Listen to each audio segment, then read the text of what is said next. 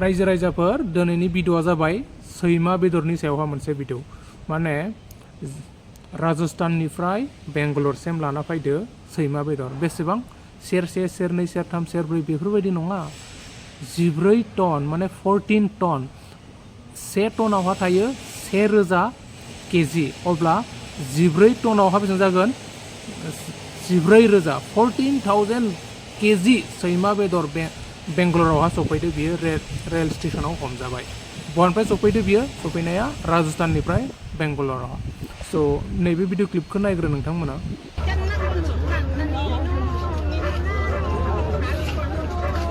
ಸ್ನೇಹಿತರೆ ಇಲ್ಲಿ ಕಾಣ್ತಿರುವಂತದ್ದು ಎಲ್ಲ ರಾಜಸ್ಥಾನದಿಂದ ತರಿಸಲಾಗಿರೋ ನಾಯಿ ಮಾಂಸ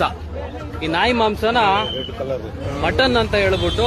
ಪ್ರತಿ ಹೋಟೆಲ್ಗೂ ಸಪ್ಲೈ ಮಾಡ್ತಾ ಇದ್ದಾರೆ ರೈಲ್ವೆ ಸ್ಟೇಷನ್ ಹತ್ರ ಇದೆ ಇಲ್ಲಿಗಲ್ ಆಗಿ ತರಿಸ್ತಿರುವಂತದ್ದು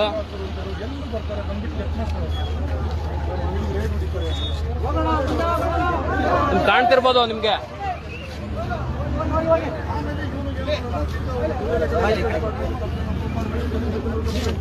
ಸ್ನೇಹಿತರೆ ನಮಸ್ತೆ ಇಲ್ಲಿ ಇಲ್ಲಿಗಲ್ ಆಗಿ ಅಬ್ದುಲ್ ರಜಾಕ್ ಇಲ್ಲಿದ್ದಾರೆ ನೋಡಿ ಅಬ್ದುಲ್ ರಜಾಕ್ರು ಕಾಂಗ್ರೆಸ್ ಸರ್ಕಾರವನ್ನು ಸಂಪೂರ್ಣವಾಗಿ ದುರ್ಬಳಕೆ ಮಾಡಿಕೊಂಡು ರಾಜಸ್ಥಾನದಿಂದ ಕರ್ನಾಟಕಕ್ಕೆ ಇಲ್ಲಿಗಲ್ ಆಗಿ ಮಾಂಸವನ್ನು ತರಿಸ್ತಿದ್ದಾರೆ ಕರ್ನಾಟಕದಲ್ಲಿ ಮಾಂಸ ಇಲ್ವಾ ಇಷ್ಟು ಮಾಂಸ ನೋಡ್ಬೋದು ನಿಮಗೆ ಅಲ್ಲೊಂದು ಮಾಂಸ ಇದೆ ನಿಮಗೆ ತೋರಿಸ್ತೀನಿ ಅದೆಷ್ಟು ಗಲೀಜು ಇಲ್ಲಿ ಎಲ್ಲರೂ ನೋಡಿದಿರಲ್ವಾ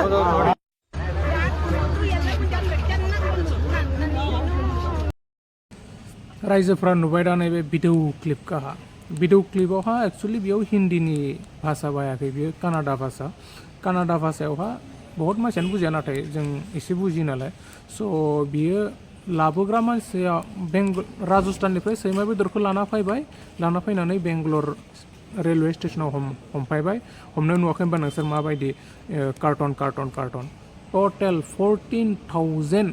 सैमा बेदर सैमाखौ कानाडायावहा बुङो नाय होनना बुङो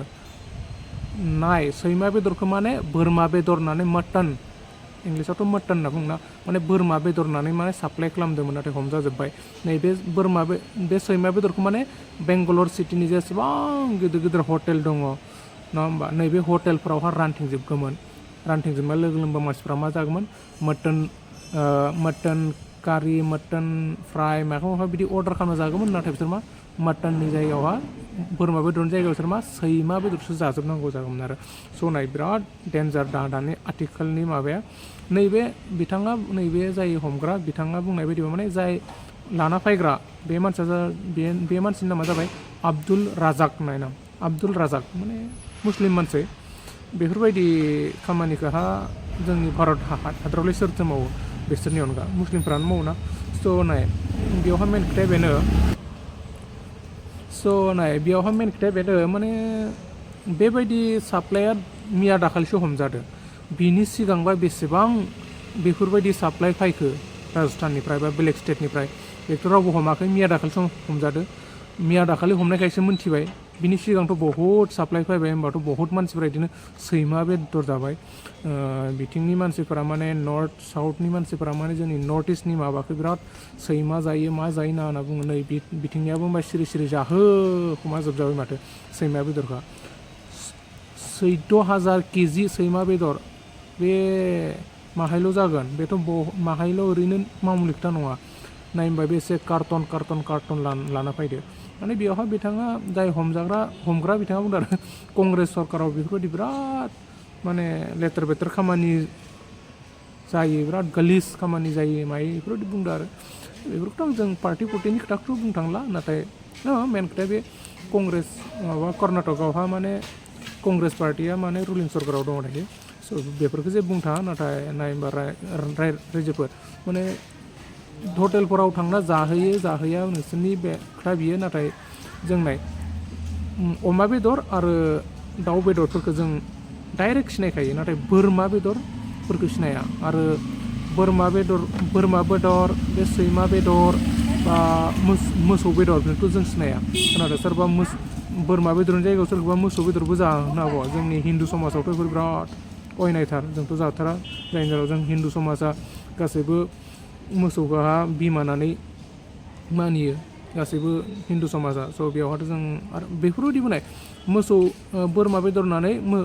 मोसौ बेदरखौबो जाहोनाय बिदिनो बहुद माबा फैयो निउस फैबाय थायो बेफोरबायदि खामानि मावनायाथ' बिराद गाज्रि नालाय अयनाय जायो नाथाय मा बुंनो आरो मावग्राफोरा मावो थायो दुनियावहाय बेफोरबायदि अयनाय मानसिफोर जियानो जाना बेफोरबायदियाव माबायदि राजस्थाननिफ्राय सैमा बेदर लाना फैनानै मानसिफोरखौ माबायदि जाहोयो मायो बे जुदि सैमा बेदरखौ जुदि हमाबा मोनथियामोनबा बेथ' बेंगालर सिटिनि जेसेबां गिदिर गिदिर हटेल फिसा फिसा हटेलफ्रावथ' रानथिंजोबगौमोन बोरमा बेदर होननानै होमबा बेखौनो मानसिफ्रा जागौमोन नों आंहाबो जाहैफ्लांगौमोन स' बिराद डेन्जार स' बेखायनो आङो बुंनो सानो बर' हारिनि रायजो राजा नोंथांमोनाबो जुदि बहाबाफोर बेरायनो थाङोबा बहाबा हटेल गिदिर गिदिराव हाबहैयोबा एसे मोजां सालिजारि खालामनानै जा बेदरफोरखौहा नङाबा माबा बोरमा बेदरनि जायगायावहा सैमा बेदर जाहोजागोन बोरमा बेदरनि जायगायाव माखौबा बेदर जाहोजागोन बेफोरबायदि आरो बहुद गिनांगौ आजिखालि बाहेर दुनियावहा दुनिया माने मोजां नंला एसेबां बुंनो थाङोबा सैमा बेदर नङा होमबा बेखायनो बर' हारिनि रायजो राजा नोंथांमोनखौ आङो गुरै खावलायहरो नोंथांमोना हटेल सटेलाव थाङोबा एसेबां ना बेदर जानायनि एसेबां हांखादावराव जानाङा बेदरखौ जायाबा नाखौ जायोबाबो नैबे बेदर जानायाव एसेबां हांखादावराव जानाङा माने नाखौथ' जों सिनायखाथारोना नायावहा जेबो फिक्सिं खालामनो हाया नाथाय बेदरफोरावहा बहुद फ्रड खालामनो हायो मायाबा मोनसे बेदरनि जायगायाव गुबुन मोनसे बेदर जाहोगोन मा जाहोगोन बेफोरबायदि आरो स' बेखायनो बर' हारिनि रायजो राजा नोंथांमोना जुदि बहाबाफोर जायगा बेरायहैयोबा मायोबा बेदर जानायफोरखौ एसे खम खालाम ना जानायाव एसेबां माबा जाया थगायनो हाया नानि आइडेन्टिटियानो एसे बेलेगखा नालाय बेदरफोरनिफ्राय स'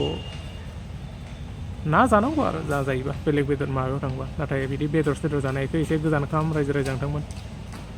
जोबनायावहा जय बर' हारिनि जय ಸ್ನೇಹಿತರೆ ಇಲ್ಲಿ ಕಾಣ್ತಿರುವಂತದ್ದು ಎಲ್ಲ ರಾಜಸ್ಥಾನದಿಂದ ತರಿಸಲಾಗಿರೋ ನಾಯಿ ಮಾಂಸ ಈ ನಾಯಿ ಮಾಂಸನ ಮಟನ್ ಅಂತ ಹೇಳ್ಬಿಟ್ಟು ಪ್ರತಿ ಹೋಟೆಲ್ಗೂ ಸಪ್ಲೈ ಮಾಡ್ತಾ ಇದ್ದಾರೆ ರೈಲ್ವೆ ಸ್ಟೇಷನ್ ಹತ್ರ ಇದೆ ಇಲ್ಲಿಗಲ್ ಆಗಿ ತರಿಸ್ತಿರುವಂತದ್ದು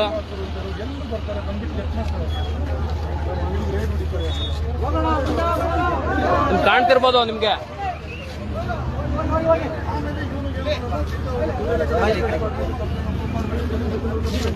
ಸ್ನೇಹಿತರೆ ನಮಸ್ತೆ ಇಲ್ಲಿ ಇಲ್ಲಿಗಲ್ ಆಗಿ ಅಬ್ದುಲ್ ರಜಾಕ್ ಇಲ್ಲಿದ್ದಾರೆ ನೋಡಿ ಅಬ್ದುಲ್ ರಜಾಕ್ರು ಕಾಂಗ್ರೆಸ್ ಸರ್ಕಾರವನ್ನು ಸಂಪೂರ್ಣವಾಗಿ ದುರ್ಬಳಕೆ ಮಾಡಿಕೊಂಡು ರಾಜಸ್ಥಾನದಿಂದ ಕರ್ನಾಟಕಕ್ಕೆ ಇಲ್ಲಿಗಲ್ ಆಗಿ ಮಾಂಸವನ್ನು ತರಿಸ್ತಿದ್ದಾರೆ ಕರ್ನಾಟಕದಲ್ಲಿ ಮಾಂಸ ಇಲ್ವಾ ಇಷ್ಟು ಮಾಂಸ ನೋಡ್ಬೋದು ನಿಮಗೆ ಅಲ್ಲೊಂದು ಮಾಂಸ ಇದೆ ನಿಮಗೆ ತೋರಿಸ್ತೀನಿ ಅದೆಷ್ಟು ಗಲೀಜು ಇಲ್ಲಿ ಎಲ್ಲರೂ ನೋಡಿದಿರಲ್ವಾ